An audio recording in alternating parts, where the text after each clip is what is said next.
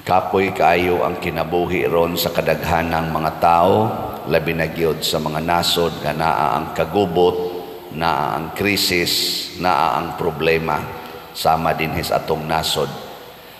Dingay mong tupadin nawa pakakapuya. Nawa kakapuya ron. Kapoy no? Kapoy pangitag trabaho, pangitag kwarta, labaw sa tanan, kapoy kayog budget sa kwarta. Mahal na kayong paliton, niya minus ang sweldo. Punan pagid aning kagubot, ani mga hulga sa gubat, mga kapoy. Kani siya mga timaan ni nga ang Ginoo wa mahimong sentro sa kinabuhi nato. Si Maria Magdalena naghilak siya, bugat ang iyang gibati kay wa diha ang presensya sa Ginoo siyang kinabuhi. Motong naghilak siyang nangita ni Hesus. Wa siya matug sayos buntag sa Domingo gasigi siya pangita ni Hesus kay sakit, bugat ang iyang gibati. Apan sa dihang ipakita si Hesus kaniya na wagtang ang iyang kabugat nga gibati, nawagtang sa tong iyang hilak ug sa iyang kalipay, nahimo siyang magsasangyaw nga si Hesus buhi, nga ang namatay nga Ginoo buhi, nga ang magtutudlo buhi. Ug ang iyang gisultihan niini mao ang mga tinun-an ni Hesus katong 11 ka mga apostoles kay namatay naman tos Judas. Kini siya usa ni kapagpaila nga kung makakita lang kita ni Hesus atong kinabuhi, mugaan gyud ang atong pagbati. Ilingay mong tupad ing nanay, nakita ni mong Hesus dito sa inyong balay. Nakita kag Hesus dito sa inyong balay. Ana, di lagi kakakita ni Hesus sa inyong balay, bugat kay tan-awon ang mga naong sa imong kuyog sa balay. Magsige lang kag yaw-yaw. Labaw na gyud nga unta mangita ta ni Hesus diha sa lubnganan. Kana bang murabag patay na lugar, kana bang lugar sa mga patay mangita tagbuhi nga Hesus, porte lisura na. Diri sa atong unang pagbasa sa to'y gisgutan dinhi ni San Pablo, kay giharian kami sa gugma ni Kristo, kay nasayod kami nga may usa ka tawo nga namatay alang sa tanan. Kada bang makakita ta nga diha des kamatayo nato, nahiusa tas kamatayo ni Kristo.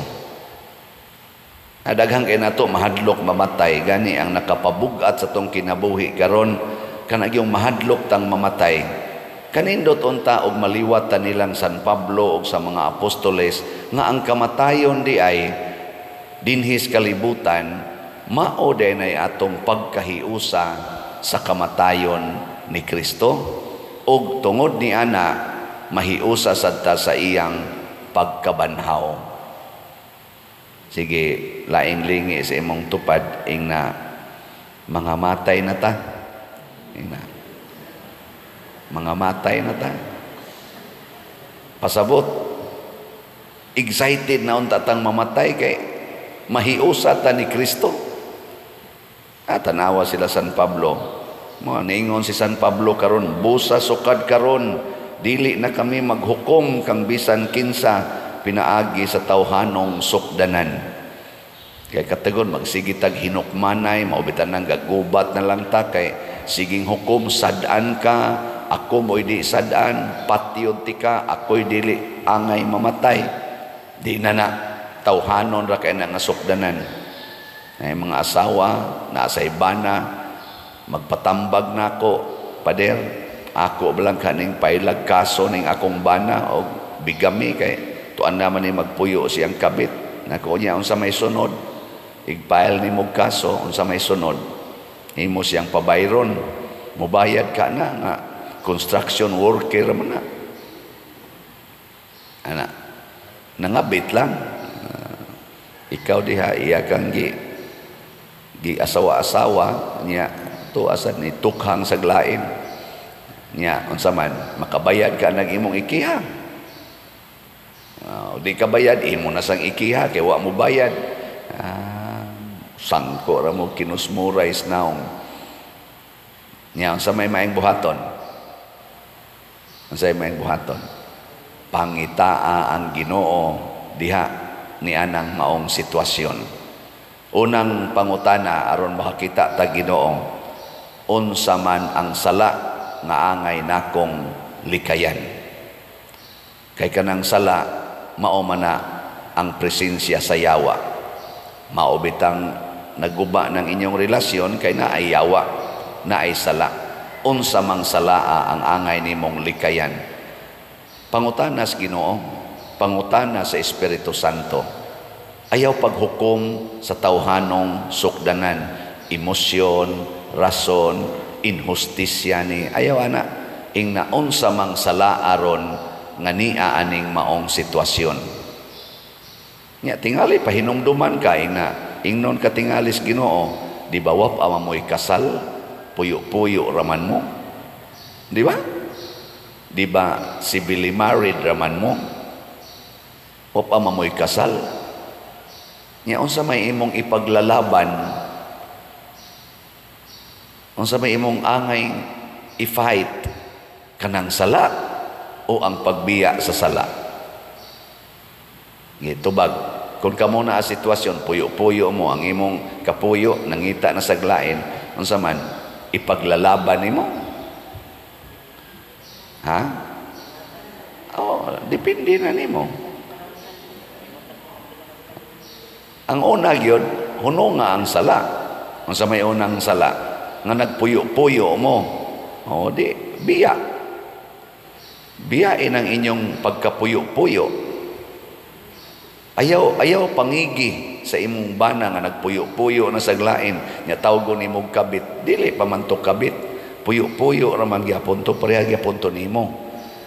Hunong nya moingon din na imong bana ikasunod kay mulami naman sa kagbalik, moingon na sadto tagahae kog second chance. Tagahae kog second chance kay mapulan sa to dito kay animal na kayo. Nya sa may imong isulti tan-awa gyapon naabay sala ug mobalik siya nimo magdugdog na sad mo sala na dili niya makigdog kanya balik naabya mo yung mga anak unsa man mobalik man siya moingon man siya makighiusa ko nimong balik dai para sa atong mga anak. Nakaamgo na gyud ko nga dako na kong sayop nga gibiyaan mo nako kamong akong pamilya. Ay tawgon man niya pamilya kay animal na kay siya. Nya unsa man makigdog kanya balik. Nya ikaw gimingaw ra ba sa kaniya? Saon ni mo na. Mao na sentro Dios Ginoo. Unsa may imong isulti niya, ako gimingaw sa kunimo. Gusto sad ko nga magtipon tag balik aron mahiusa gid ta nga magpamilya. Pero nakaamgo ko nga ang pamilya di ay nga tinud-anay doon nagyoy kasal sa simbahan. Una ta magtipon og balik, una ta magdog og balik, pakasli usa ko sa simbahan. Ana, kung di ko nimo pakaslan sa simbahan, bahala nagsakit para nako, di gyud ko makigtipon nimo balik. Di ba? Giling nga imong tupad ingna moing anak ka. Ingna kono ingna moing anak ka. Di ka mo kapyot og diretso. Salamat Ginoo. Salamat in taon. Tinukangay dayon. Ayaw usa. Kasal usa. Ana. Nyag magpakasal siya nimo pasabot, tininood na nang iya, diniyos na nang iya. Big humagkasal, tipon dayon mo, hangtod yun mga matay. Ana, di ba?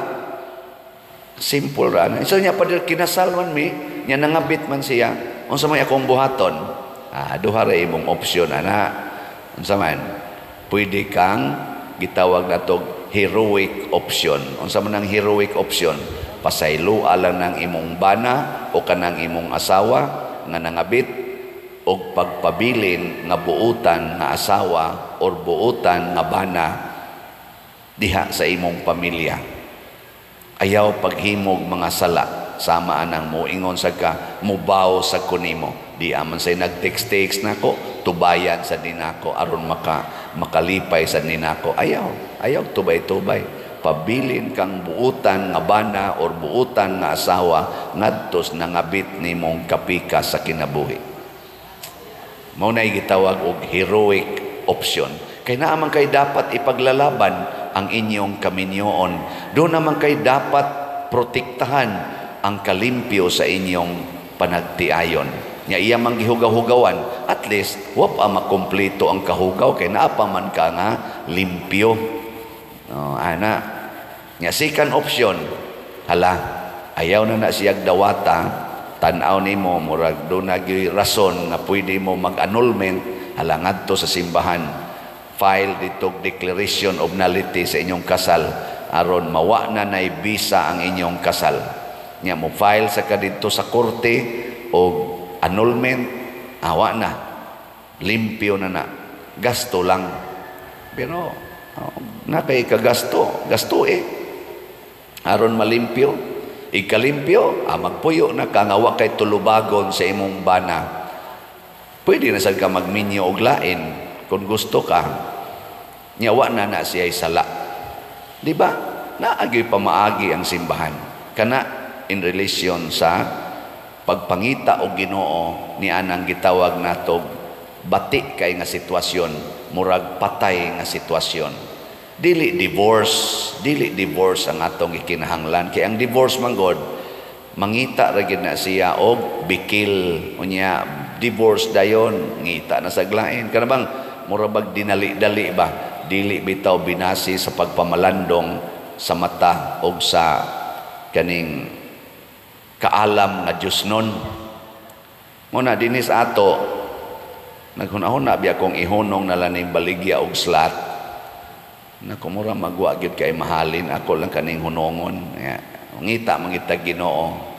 Lord, unsa man ni hunongon ni dili siya ayaw hunong diha. Hunong diha og mohunong na imong ginhawa or mahurot na ang slat. Samtang wa pa mahurot, sige yung baligya. Ay hunong diha. Nya og mahunong sa na imong ginhawa, mamatay ka karong adlaw, kinsa pa may akong sugo og pabaligya. Kana nasad silang nahibilin o mobaligya pa na sila. Nako niya dili mahalin unsaon naman ni mga contractors sa ako nalay hatag na nila og kuan kana ganing bayad. Di ra na sila mag-uol kay ako ra na silang patyon. Ana man na. O man na. Ikamatay na nila. Nakahatag sila dako kayong tampo diri sa simbahan. Inyong paminaw, malangit na sila, maimpierno. Ha? Kusga? Malangit. Niya ako sad nga namatay nga wa gyud ko mohunong og baligyag slat. Unsa man ko, malangit ko, maimpierno. Niya kamo nga wa gyud mo palit og slat. Sige lang mo paminaw, niya di gyud mo palit. Sa inyong paminaw, malangit mo, maimpierno.